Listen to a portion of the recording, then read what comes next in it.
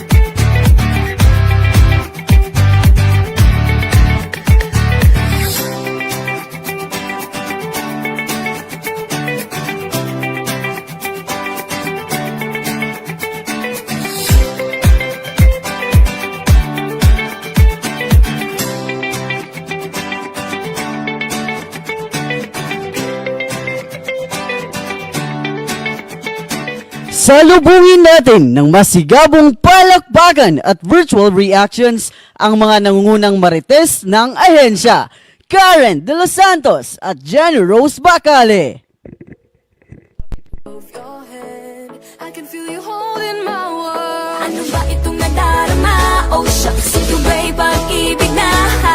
Totoo ba ang pinagama? Cause boy, it feels so good. Bawat aroma sumasaya. Magmula nang nakita ka.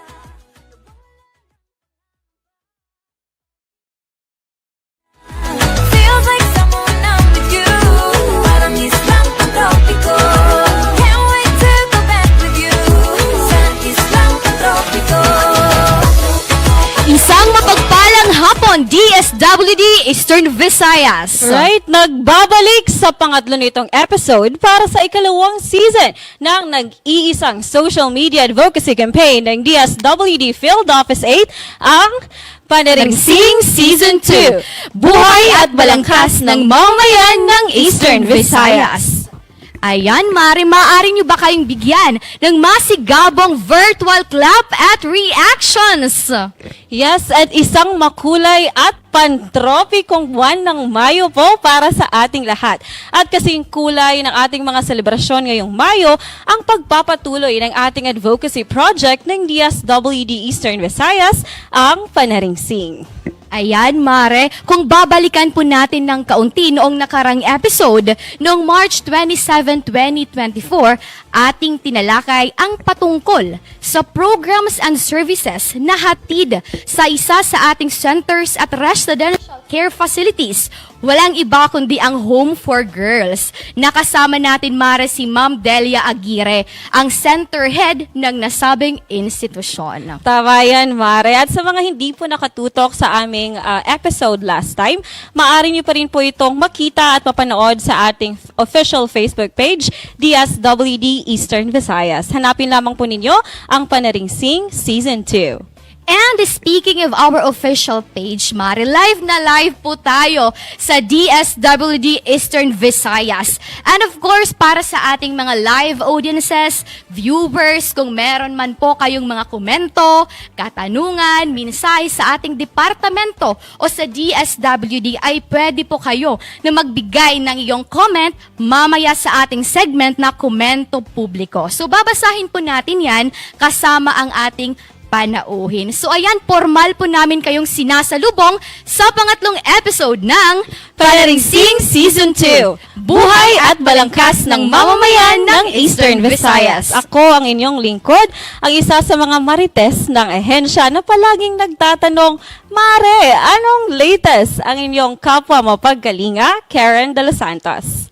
At ako naman po ang isa rin sa mga nangungunang marites ng departamento. Sabayan niyo ako. Mare, anong latest?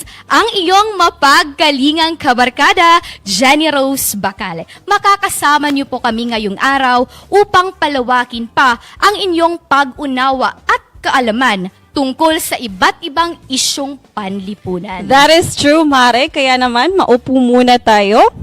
And of course, excited po tayo ngayong araw para sa ating panauhin na ating inimbita para sa episode ngayong hapon. And para sa ikatlong episode ngayong araw, nakasentro ang ating usapin hinggil sa Promotive Services Division. At ang advocacy campaign natin ngayon ay nakatuon kung paano natin binibigyang diin ang pagpapalawak ng mga serbisyong hatid ng ahensya. Sasamahan tayo ng natatanging key program person. Napakalapit sa puso ko, partner, Mare, yung Promotive Services Division bilang ako ay taga-Kalahi Seeds.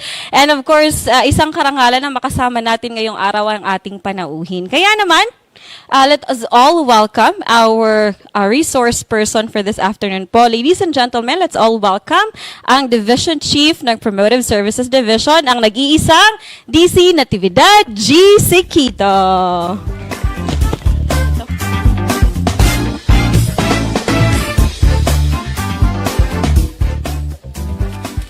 Ayan, welcome po Ma'am Babes. Isang karangalan po para sa amin na naging panauhin namin kayo ngayon sa ikatlong episode ng Panaringsing Season 2. So ayan Ma'am, baka meron po tayo dyang paunang mensahe para sa ating mga live audiences at sa ating live viewers.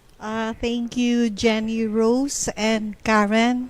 Good afternoon, viewers, DSWD workers, and our partners.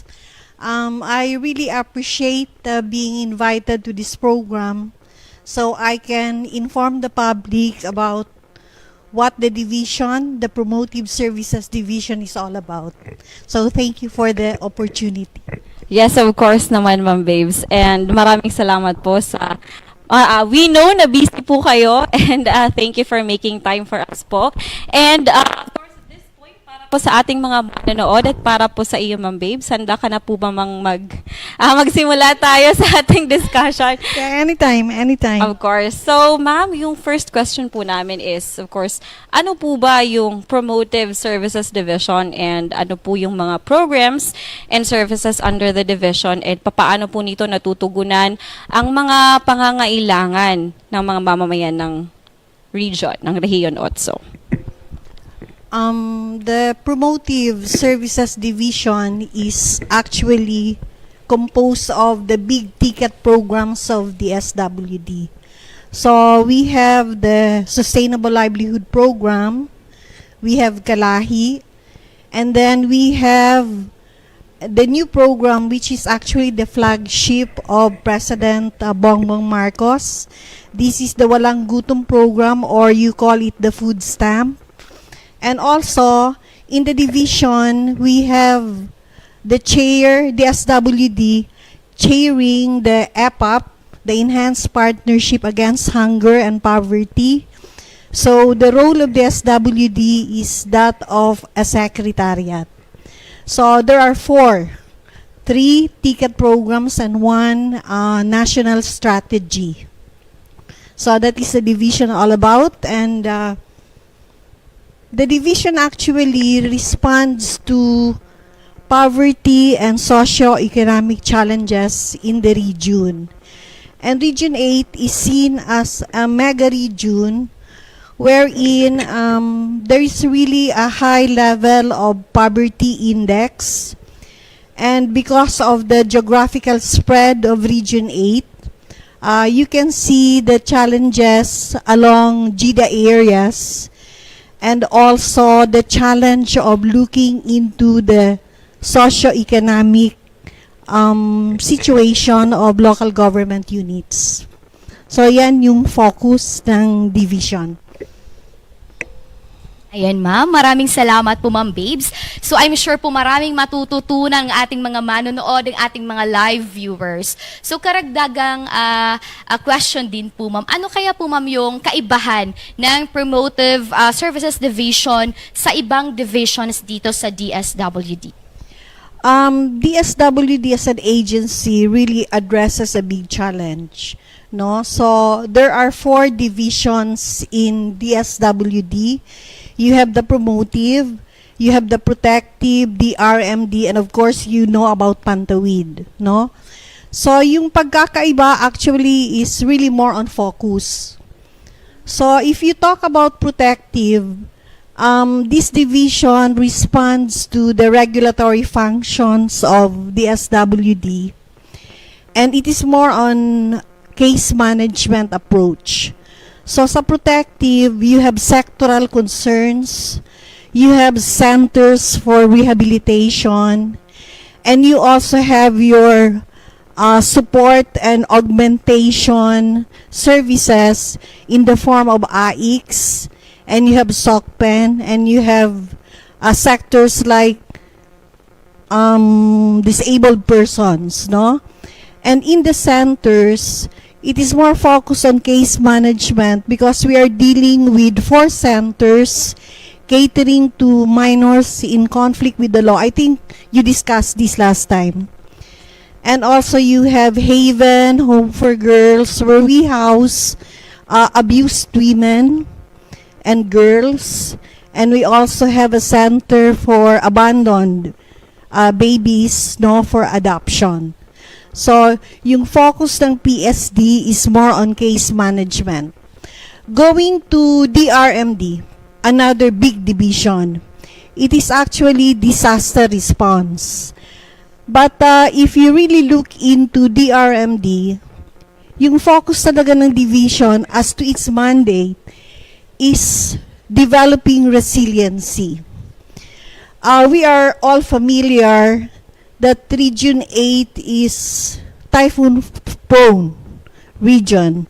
And if you talk about disaster, it's not just about climate change. There are many disasters along the way, and Region 8 is always visited by this. So, the mandate of DRMD is more on capacitating communities on how to deal with disasters, so you're looking into developing resiliency. And in Pantawid, of course, you have family approach with a specific purpose on family and family welfare. So this is actually a group work method that you apply and a focus on value formation. So yun po yung pagkakaiba. Kasi in promotive, we deal with a holistic and whole-of-nation approach wherein promotive division looks into socio-economic development of local government units.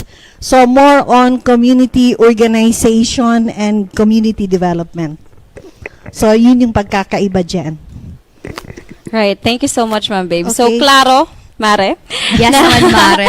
ng scope of focus, of course, ng Promotive Services Division is on community organizing and, of course, pagkakaroon ng linkages and connections, establishment of connections with the local government units. Sabi pa nga ni Ma'am Babes, whole of nation approach because may mga linkages at may mga organizations tayo na binubuo sa field and empowering, of course, our communities for development and sustainability. So, na-mention mo rin po kanina, ma'am, na may mga may bagong program under Promotive Services Division and with the 3 existing programs which are IPAP, Kalahi Seeds, SLP, and ngayon with the food stamp program. So, we are just curious, ma'am, kung ano po ba yung parang magiging role or importance ng convergence between these programs para po mas mapagtibay yung ating paghahatid ng services sa communities. Yeah, when you talk about convergence, Karen, it is actually a merging of different approaches, technologies, and resources. So you are talking about maximizing current resources and technologies across all programs. So convergence is important because you cannot work in silos, meaning to say that the different divisions have their specific focus, and DSWD has a certain mandate, but DSWD does not work alone. So you are talking about vertical and horizontal integration. So yung ibig sabihin nito, every program that carries a mandate does not work alone and does not work solo. So if you take into account sustainability of the investments of government, then you are talking about sustainability. Okay? So SLP is interconnected and interrelated to food stamp, for example. So if the challenge of food stamp is to address food poor municipalities which lack nutrient dense food, then therefore you are talking about supply and demand. So SLP is the supply pillar for that. Not only to mention the DSWD carrying that program, but there is also networking and coordination with DA, DAR, wherein EPAP comes in. So if the DSWD chairs EPAP with the main goal by 2030 of zero hunger, which I believe is daunting, no? So you cannot really do away with convergence. You need to work together because every agency have a specific expertise. And also to augment and complement one another, never duplicating services. So as it is, you are looking into how does one complement the other by sustaining investments of government. So it's not a waste. So in that perspective, nakikita mo din yung role ng local government units. The local government units are not simply at the receiving end of government services and support, but they should also share in the accountability. So ngayon, the local government units need to be aware that government is there to support and augment them, and this is not a dole-out process. So partnership as well is important. So that's totally the whole concept of convergence. So yun. Right, so ilang convergence among DSWD programs, but also convergence with other partner NGAs. Yeah, that is internal and external convergence. Yes, that is true. Para continuous din yung nabibigay na services para sa ating, because at the end of the day, pare-pareho lang naman po, di ba ma'am, yung ating goal, of course, is to provide and reach out to the poor, vulnerable, and marginalized sector ng ating communities. Ayan, so maraming salamat Ma'am Babes. So meron na naman tayong maring natutunan about convergence. So ayan, so para sa ating mga angels in red vest na nanonood ngayon live sa ating Facebook page. So in other words, ma'am, convergence, working together to achieve goals. Oh yes, ma'am. So ayan. So dumako naman po tayo Ma'am Babes sa medyo personal po na katanungan. Matanong ko lang, Ma'am Babes. Personal question like, are you still single?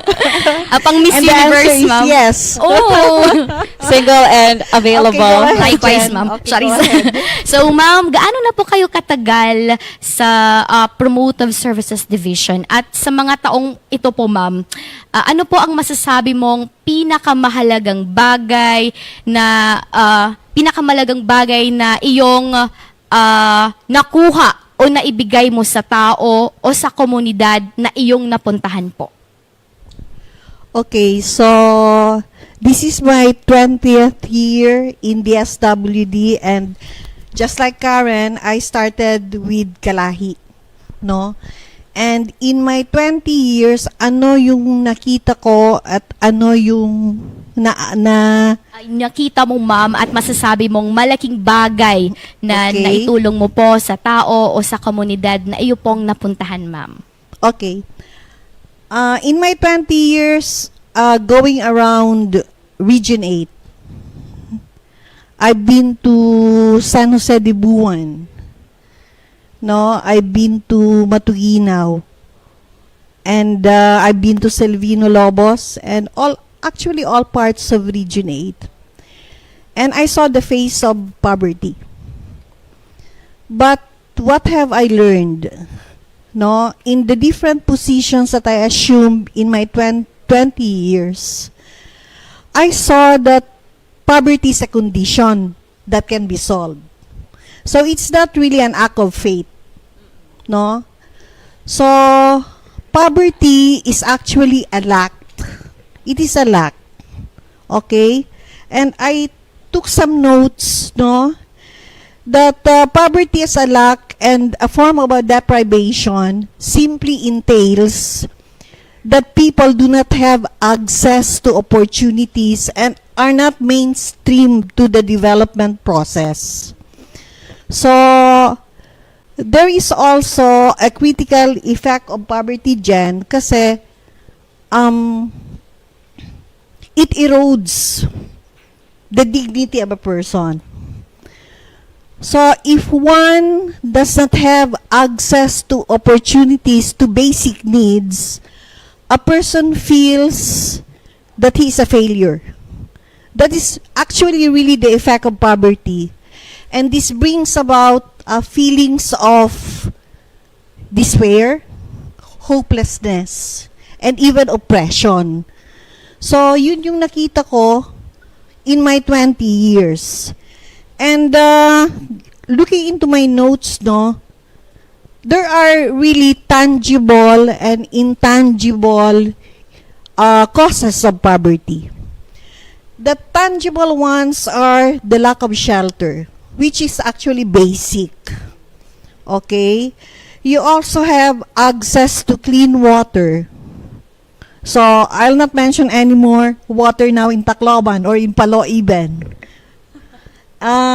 You also have this problem on food insecurity, and you have physical disabilities, access to health care, unemployment at that, poor social services. I can say that because things are changing and the demands for services really are high, and we cannot always respond on time. And we also have poor infrastructure and environmental circumstances like drought, like what we are experiencing now, the climate change. So these are tangible causes of poverty. Let's come to what is most critical, the intangible ones. And looking at a person and the disadvantaged, the marginalized, the vulnerable, how and what is their level of knowledge? These are the intangible factors. Aspirations, values, culture, leadership, and the form of governance that is happening around. So, it's not a joke. Poverty is a condition. So, thereby, with this, you can just imagine that centrally, DSWD is really placed in such a situation that it can help. So looking into the mandate of DSWD across different divisions, we really have, each of us have a focus, but we have a common goal. That understanding the depth of poverty would also trigger the appropriate responses and interventions that are most needed. So basically, poverty is a condition. It's not a desperate condition. It can be solved. It can be changed. That's why we are here. That's why we are here. Napakalalim, Ma'am Babes. Yeah. Ng iyong, of course, spoken from experience, 20 years ng experience as a social worker, of course, sa field. And nakita ni Ma'am Babes yung landscape, kumbaga, ng poverty dito sa ating, dito sa region. And thank you so much, ma'am, for sharing to us your insights. And somehow it's inspiring for me as a current employee ng DSWD that marami tayong magagawa despite of the conditions. True. Despite of yung mga kalagayan ng ating mga kapwa Filipinos, of course. Although, marami pa. Maraming bigas tayong kakainin, but of course, something can be done about it. Yeah. Yun po yung... Yeah, something can be done because you don't really have the full control of life. But whoever said that a condition cannot be changed. But I think government workers should have a deeper appreciation of the roles, because we are put in such a position because it is a commitment, no? It is a commitment somehow to uplift, no, the poverty situation. So we can do this.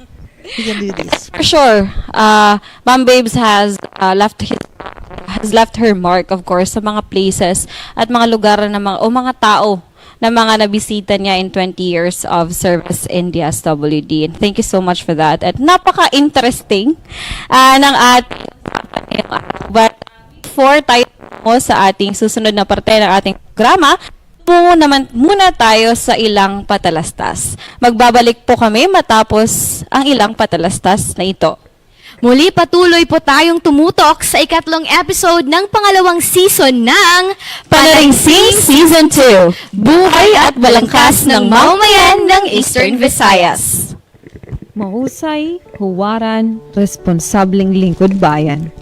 Ilan sa mga katangiang ipinamalas at ibinahagi ng isang hindi matatawarang leader na nagbigay ng positibong pananaw, patas na pagtrato sa komunidad at bawat empleyado na nagpatunay kung gaano niya maagap na tinugunan ang sinumpaang tungkulin sa loob ng 20 taon sa departamento. Ang paglinang ng kultura ng kahusayan ay isa sa mga pundasyon ng pamunuan ni Ms. Natividad Siquito na kaniya ring mandato sa lahat ng pangunahing programa sa ilalim ng kaniyang pangangasiwa. Sa kaniyang pamumuno, binigyang diin ng kaniyang mga direktiba at estratehiya sa pamamahala ang pagtiyak sa mga tuntunin ng mga kumbensyon ng lahat ng mga kawani anuman ang posisyon at panunungkulan sa trabaho. Sa pamamagitan ng kaniyang kasanayan sa pamamahala at pangangasiwa, mahusay niyang ginampanan ang pagiging OIC Assistant Regional Director for Operations na nagbigay inspirasyon sa bawat angels in red vests na gampanan ng tungkulin na may malasakit sa kapwa at komunidad. Sa kaniyang layuning may hatid ang nararapat na serbisyo sa pamilya at pamayanan, maraming mga empleyado ang napaghusay at napagbuti ang mga angking kakayahan at kalaman sa pamamagitan ng pagkamit ng personhood o konsepto ng sariling pagkatao, profesionalismo at matibay na etika sa trabaho. Sa kaniyang paglinang ng kultura ng kahusayan sa ahensya, maraming inisyatibo at inobasyon ang napagtagumpayan. Sa pag-abot ng progresibong pagbabago, maraming kolaborasyon o ugnayan ang nabuo sa loob at labas ng ahensya. Ang lahat ng ito ay upang maiangat ang kakayahan ng field office na maihatid ang mga layunin na naayon sa mandato na tulungan ang mga lubos na nangangailangan. Para sa isang tunay at dakilang angel in red vest, mahusay, matapat at mapagkalinga. Saludo ang DSWD 8 sa iyo, DC Babe Sikito. Kayo po ay nagbabalik sa Panaringsing Season 2, Buhay at Balangkas ng Mamamayan ng Eastern Visayas. Yan, sana po Ma'am Babes nagustuhan ninyo ang aming munting sorpresa ngayong araw. Yeah, it was a surprise, and I think you got this all from my Facebook account, right? Very well Thank you documented. so much, social marketing. Thank you, ma'am. It's in collaboration with our Regional Information Communications Technology Management section po, Ma'am Babes. And masasabi po namin, ma'am, na well-documented ang 20 years sa inyo pong Facebook account. Thank you so much po. Hindi po kami nahirapan. Yeah, I know. I usually do that, no, so I can remember the things that I have done, and also to ensure that there is a continuity in the things that I do. It's kind of a sort of a reminder for me. Parang online or diary, parang ganun, ma'am. O journal, kumbaga, of your journey as, of course, as a social worker, as an employee of the department. Thank you, ma'am. And sumegway po muna tayo ulit because nasabi ni ma'am kanina, under the Promotive Services Division, meron po tayong apat na ngayon ng mga programa. Kalahi Seeds, the Enhanced Partnership Against Hunger and Poverty or EPAP, the Food Stamp Program, and also the Sustainable Livelihood Program. And kung makikita po ninyo sa amin pong set ngayong araw, we also actually provided or ina-advertise po namin talaga yung mga produkto ng ating mga Sustainable Livelihood Program Association. So sa ating mga SLPAs na nanonood, kaway-kaway po. So this afternoon po or ngayong hapon po is meron po kaming product from the Makaba, Samahan ng Kababaihan sa Barangay, from Barangay Bonifacio, Lope de Vega, Northern Samar. So ito po ay taro chips, and meron pong iba-ibang flavors. And na-try na po namin. Tried and tested pong masarap po ito. Only for 50 pesos. And you can see po sa ating screen yung mga details kung saan po ninyo mabibili and magkano yung mga produkto. Please support our SLPAs dahil sila po yung sinasabi ni Ma'am Babes kanina na produkto ng ating sustainability and of course development sa ating mga communities. Dahil hindi lang nagtatapos yung ating services, of course, sa pagbibigay ng tulong, but of course also capacitating them to stand on their own. So yung ating mga SLPs po yung mga patunay po dyan. Alright, partner. So yan po, ma'am. Ipagpatuloy po natin ang ating talakayan ngayong hapon. So kanina po, ma'am, na-mention natin, di ba? O na-mention mo po, ma'am, na yung poverty, yung kadalasan na nakikita mo whenever you go to community o sa mga nabisita mo pong komunidad. So I would like to share this, ma'am, na as of now po sa DRMD, Disaster Response Management Division, nagpapatuloy po, ma'am. So para sa ating mga Angels in Red Vest na nanonood ngayon sa ating Facebook Live, nagpapatuloy ang 3 araw po nating cash for training sa implementasyon po yan ng Project Lawa at Binhi. So ayan, so nandoon po tayo ngayon sa Southern Leyte, nagpapatuloy po ang ating 3 days na training. So malaking tulong din po, ma'am, kasi ma'am, connected din po siya sa poverty, ma'am. Dito kasi, ma'am, mga vulnerable sector ang ating mga pinipili. So, matutulungan po ang ating mga pamilya, mga individual na kasali dito. Lalong-lalo na ngayon sa panahon, in these trying times, o lalong-lalo na po ngayong panahon na kung saan nakaka-experience siya tayo ng kakulangan sa pagkain, lalo na po sa tubig. So, ayan. So, yes, ma'am. Yung Binhi and Lawa, no, this is, I think, a portfolio of the RMD, which is can be related to food stamp o walang gutom program. Ngayon, Yung Binhi and Lawa, we discussed this actually, I think, last week when we had our EPAP meeting with interagency. Kasi kailangan din na ma-appreciate ng mga tao kung ano talaga yung mandate ng cash for training na ginagawa ng Binhi and Lawa. So all in all, the focus really is on food security and capacitating people, developing their skills, no, to increase agro and aqua production. So, yun. Yes, ma'am. So, under po siya ng RRPCCAM, Risk Resiliency Program, Climate Change Adaptation and Mitigation. So, ayan, ma'am. So, karagdagang question po, ma'am, ngayon. Paano po nahubog, ma'am, ang iyong karanasan, ang iyong perspektibo po bilang isang leader po dito sa departamento?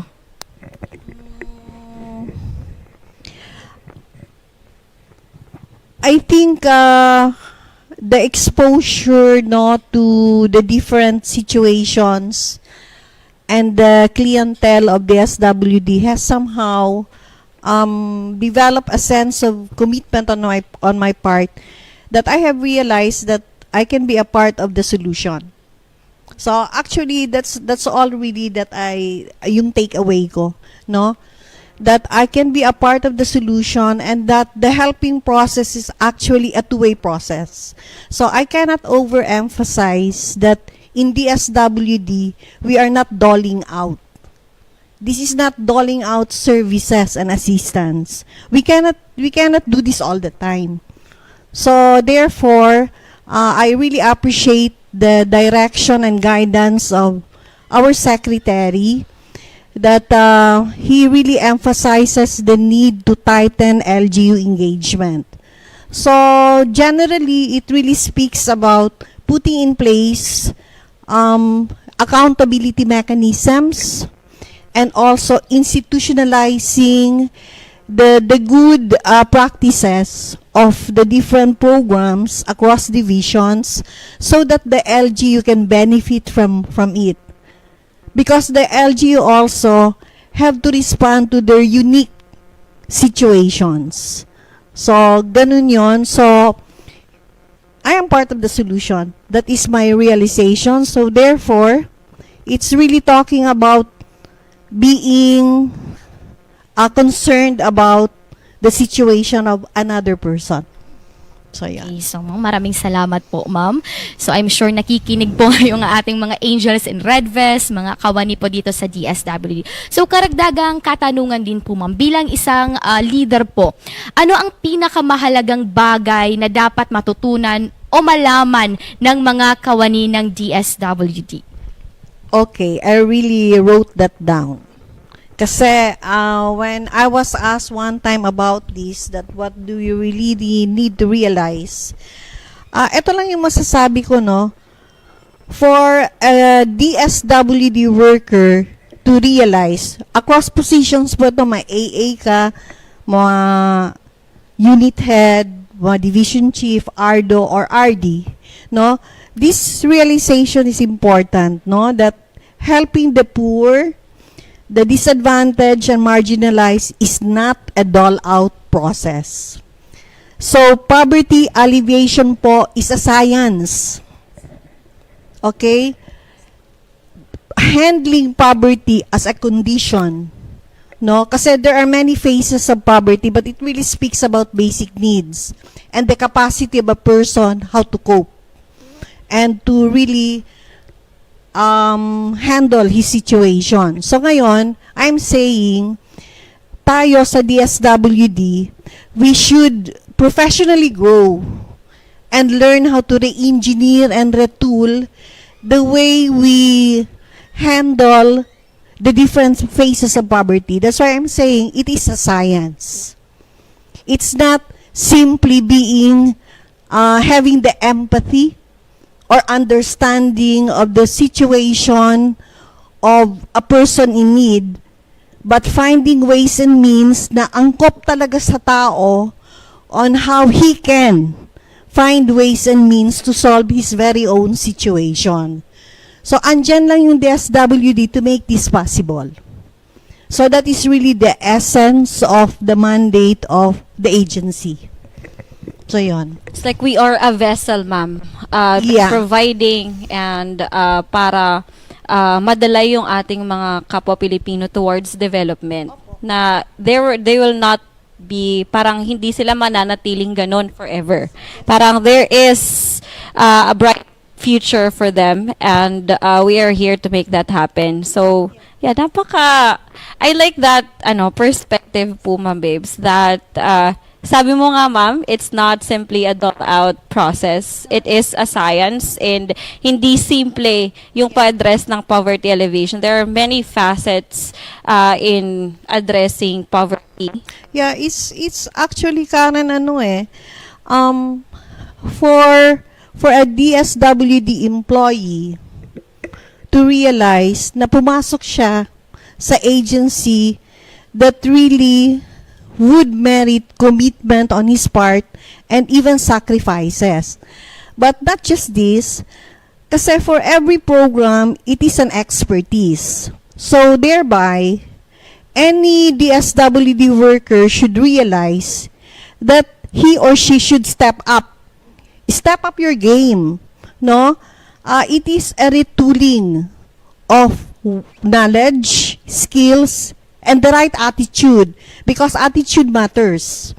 Because in DSWD, you have to demonstrate compassion. So therefore, it is a challenge for all DSWD workers to really know your terms of reference, the position you're handling, and what is really expected of you. So thereby, you need to be an expert in your field because we have clients that we have to serve. We have to help. So, yon. Napaisip ako doon, Mare. If yung aking terms of reference ba? Yes naman, Mare, maraming sinasabi si ma'am, mga reassuring, ano ba yun? So, ayan nga, ma'am, babe. So, sabi mo mga na yung poverty is a condition, pero we are here to guide them. We are the support system indeed. So ayan, so we are here to guide our fellow men, especially our communities, and especially partner Mare, yung mga vulnerable sector. Yan. And sabi nga ni Ma'am Babes, it's not merely going to work. Diba? We should have the commitment and compassion to serve others. And on that note po, ma'am, we would like to ask po yung mensahe po ninyo para po sa lahat ng Angels in Red Vest ng DSWD Field Office 8.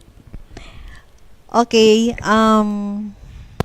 Again, I would like to really take the opportunity to say thank you to our then Secretary Bautista in calling us Angels in Red Vest.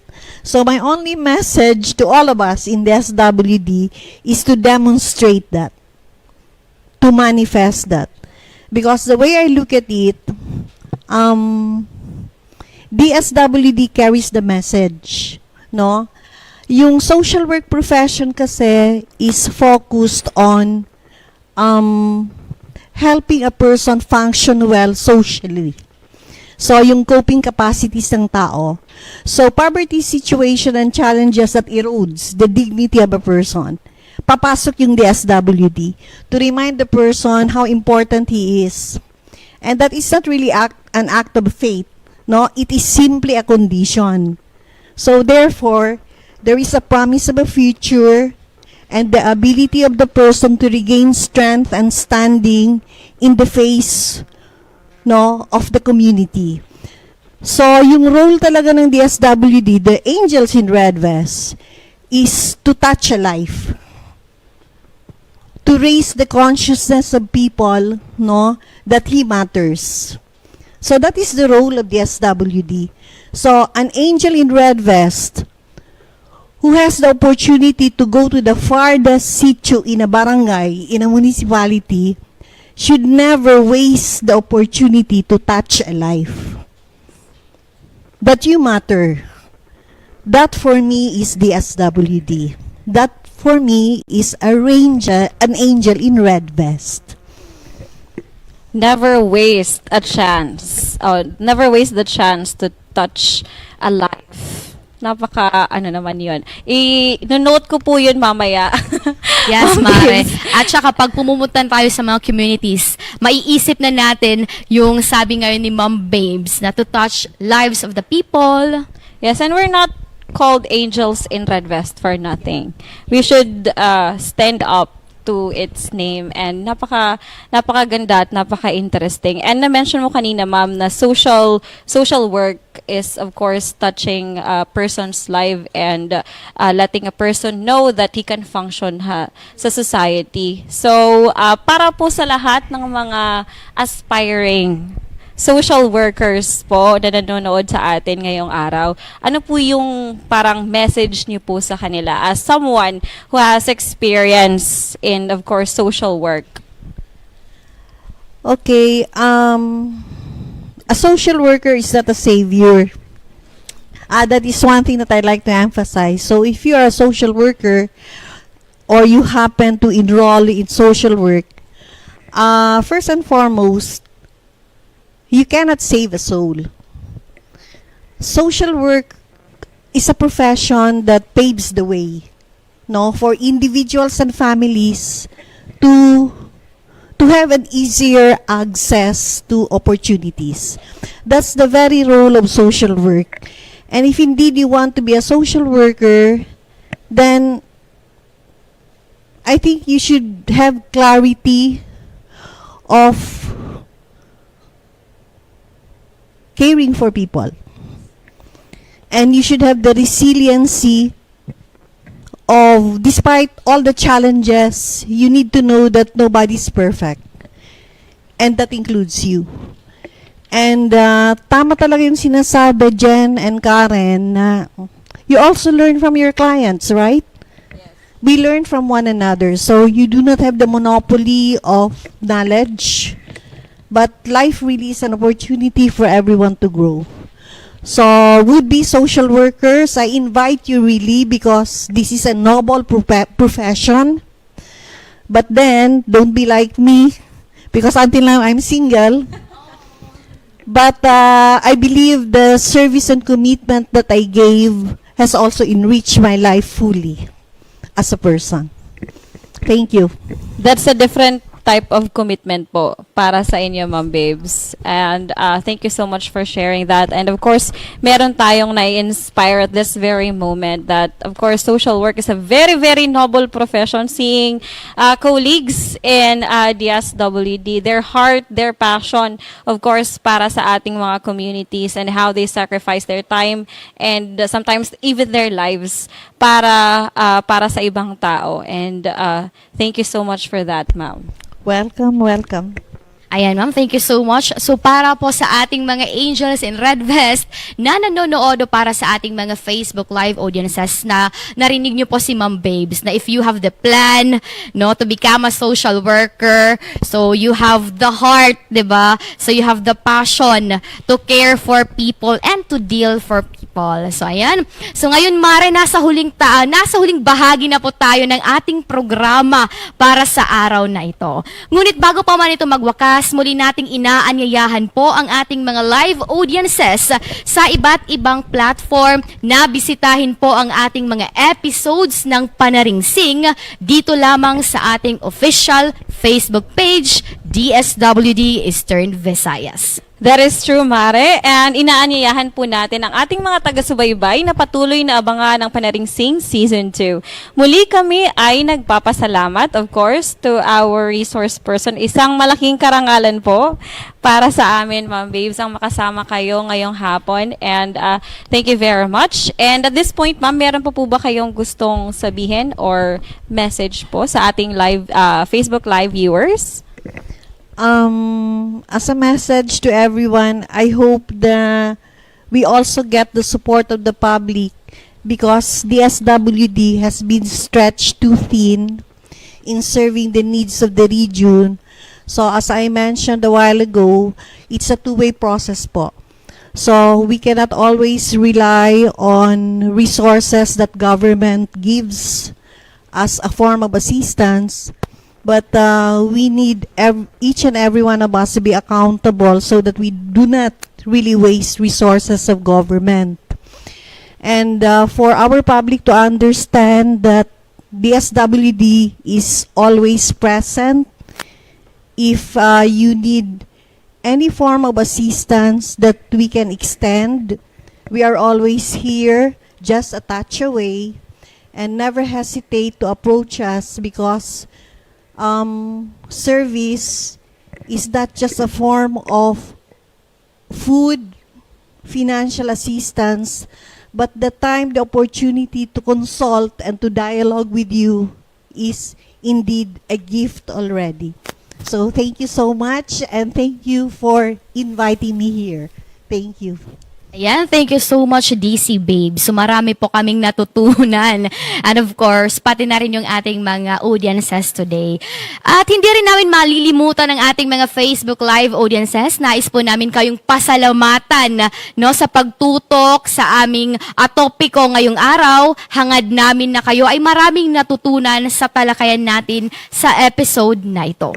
That is true, and of course, kagaya ng sinabi ni Ma'am Babes kanina, and we are requesting or asking everyone na tulungan po kami i-advocate pa o ipalam sa iba ang mga programa at serbisyo ng DSWD upang mas mapalawig at maibahagi pa sa ibang individual at sektor ang ating mga aksyon para sa ganap na kalinangang panlahat. At abangan po ninyo uli kami sa aming susunod na episode.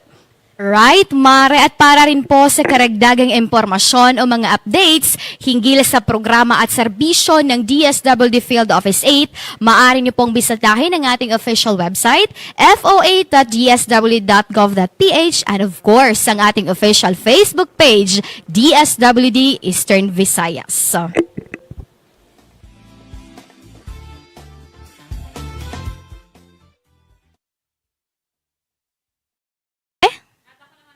Aaron de los Santos, kasama ang namamahala sa ating technical side na sina Mr. Jeralan Espanto at Mr. Kersey Badokdok, kasangga ang buong puwersa ng DSWD Field Office 8, Social Marketing Unit, Legal Unit, Regional Information and Communications Unit, at sa ngalan ni DSWD Field Office 8 Regional Director Grace Q. Subong, hanggang sa muli nating pagkikita-kita. Dito lamang sa usapang may kalinga at puso. Balitang napapanahon at totoo. Impormasyong siksik sa storya at kwento ng individual, pamilya at komunidad. Ihahatid ng DSWD sa inyo saan ka mang sulok ng Rehiyon 8. Ito ang Panaringsing Talk Show.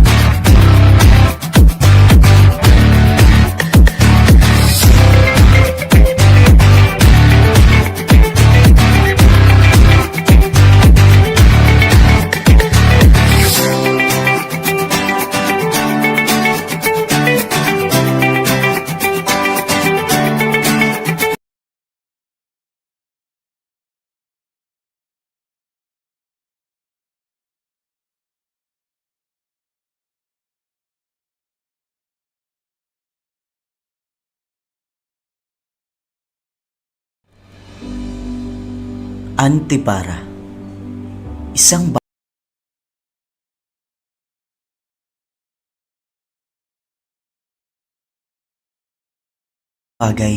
na tumutulong upang gawing malinaw ang paningin ng isang tao sa mundong kasalukuyang kanyang ginagalawan. Sa bawat matatanda sa ating rehiyon, malaki ang tulong ng antipara upang masaksihan ang mga kaganapan sa bawat yugto ng kanilang buhay. Malinaw na daan tungo sa katotohanan. Isang instrumento upang makunan ang kasiyahan o kapighatian dala ng buhay.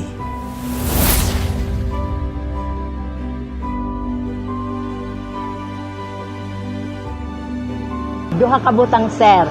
Una, personal, kay di rin nagula ko nakakakita. So I've been using my eyeglasses since 33 years old. Ikaduha nga perspektiba is, kuan siya, symbol ba para haakon, nga makita nako as a Oscar-head, nga pagkaya na, nga makita nako kung hinugod ba talaga ang matatagan namo ng amon mga services, especially dito ha mga senior citizens, qualified senior citizens. Ako kado gamit tungod kay usana sa instrumento na ho nga klaro kado ang mga tao nga ho ay kaistorya o kanang panahon nga doon ako'y basahon. Klaro jud mao nang sumpay sa among kinabuhi ang among eyeglass. Kani nga hong eyeglasses, dako nigtabang sa ahong kinabuhi kay sa dugay man ko lagi nagtrabaho tagaluto, isip tagaluto, siyempre na ay aso, na ay mga pawis, mga agahong mata murag na daot na, pero tungod sa eyeglasses nga ahong gigamit, dako jud nigtabang naho kay kung way eyeglasses dili man ko makakita og tarong. Ang mga kasapi sa Office of the Senior Citizens Affairs o OSCA at Barangay Senior Citizens Affairs o BISCA ay malaking gampanin sa implementasyon ng isang programa ng DSWD para sa kalinangan ng bawat matatanda sa rehiyon, ang Social Pension Program.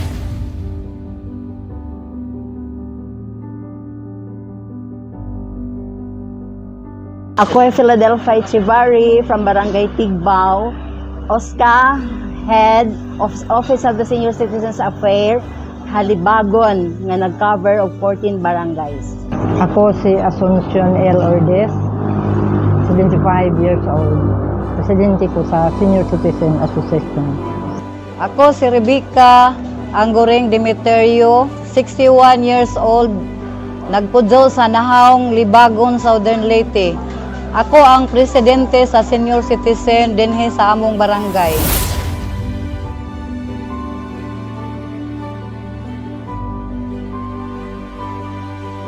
Yes, as OSCA head, ako nakita is, of course, pag-monitor ang mga matag barangay, the associations, how they are doing dito ay irabatag sa tagsa nga barangay.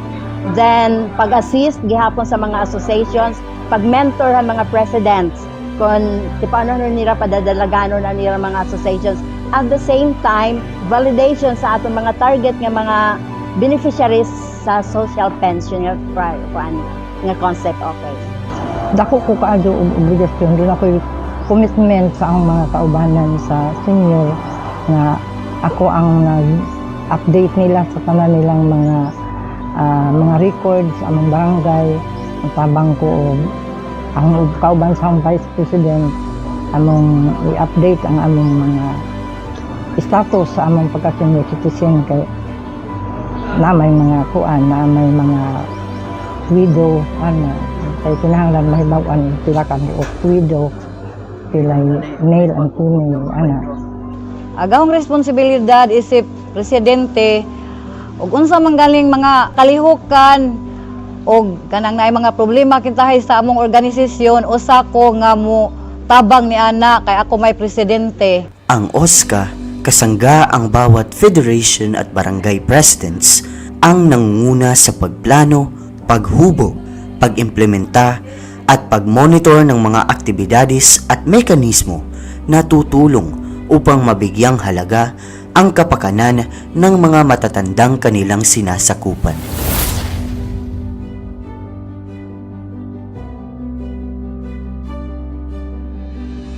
Ang social pension program usa na ka-benepisyo sa mga 60 pataas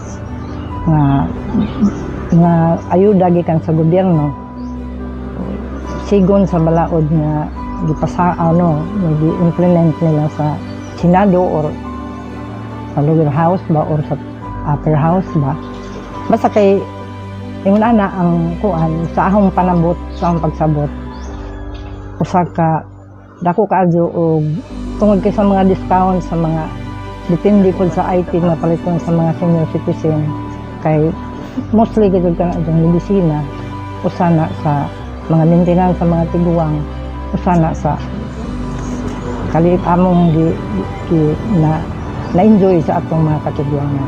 Pre-implementation, of course, I have to prepare. Ginkukuha ko nila mga IDs as instructed.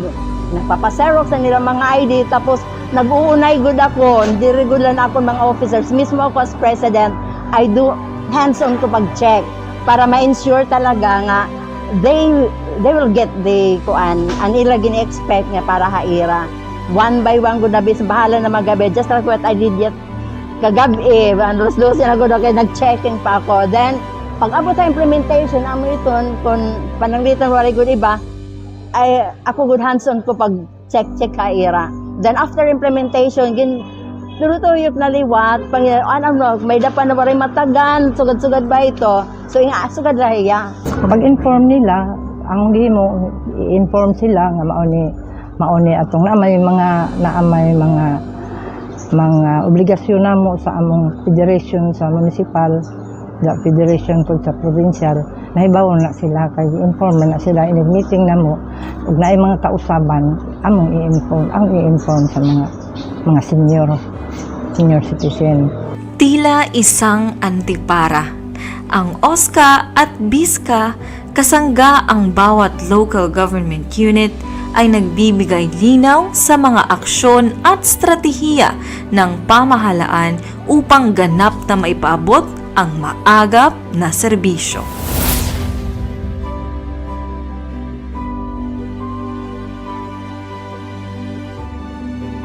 Dakugo diya nga important kay ang mga senior citizens baya, they have lived their life before pa hira naging senior. So nakikita ko nga hira, they have the values and kanang maipasa nila to the next generation. The good practices they have been doing during panahon nga waray pa hira maging senior og naging padayon, yan nga senior hira, dakugodan may bubulig nila atong sosyedad. And that is the values nga I have been instilling to them ba nga ayaw kong pagudahuna kung ano iyo makukuha. Instead, pakianhin niyo kalugaringon ano ang iyo mabubuhat nga to atong society. Ang beneficiary kanang morally or spiritually, dako kaadto ko nga kuan tungod kay ang natanaw nga di pwede og murag lisod yung hunaon nga ug wa gatoy usa ka leader sa usa ka grupo kinanaagad sa leader kay para nga kung sa ilang mga yangongo, mga reklamo, ako'y makadalas tingog nila nga tupod sa babaw.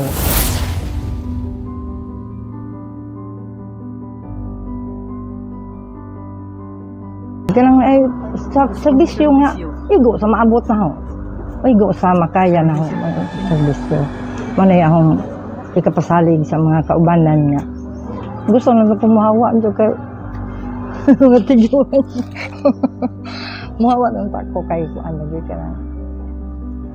Ang gawa sa akong gibati kanang dili kuan ako kanang ulyanin kanang aran ako ta. Di nako ang memory aran ka kuan ka ago. Lahi na gagud sa siyempre bata pa man rin maaga pang memory. Pero karon na tiguwang na mo. Kuan na. Diversit na. Ang rason kay ila man kong gipili nga ako ang mahimong presidente. Ang akong buhaton kung unsay mga problema nila, andam ko nga mutabang. Kung naay mga kuan mo ingon sila nga mao ni buhaton, mutabang ra ko. Kay gipili man ko. Still ang ako is kuan ba, unity in diversity. Waray gud makakarumpag haton pagkaurusa kung talaga magkaurusa kita. Mananaringsing pa kitang diributi pasabot nga nasiring nga okay kay mga lagas na no. So samtang naada pa kita buhi pa, may da pa paglaom. Ini nga di ada pa ito nga liso, nag-sprout pa. So as senior citizen dapat pasaringsingon naton kay may da pa kita sumusunod nga henerasyon and maging inspirasyon unta kita sa atong mga next generation. Sa bawat hakbang natin tungo sa kaunlaran ng ating mga senior citizens, tayo ang nagsisilbing antipara na gumagabay sa kanila, na kahit sa kanilang mga edad, sila ay may magagawa pa. Sa paglaon ng panahon, Ang kanilang kontribusyon ay esensyal sa paghubog ng ating lipunan. Para kay Lolo at Lola, para sa bansang walang pinipili ang pagmamahal at paggalinga. Lagit lagi para kay Lolo at Lola.